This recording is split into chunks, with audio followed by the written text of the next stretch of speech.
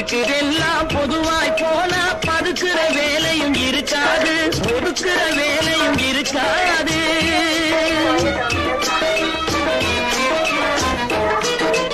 உழைக்கிற நோக்கம் உறுதியாயிட்டா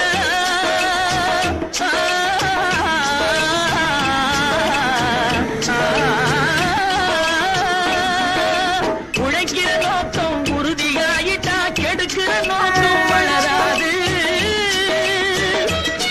மனம் கீழும் மேலும் குரலாது.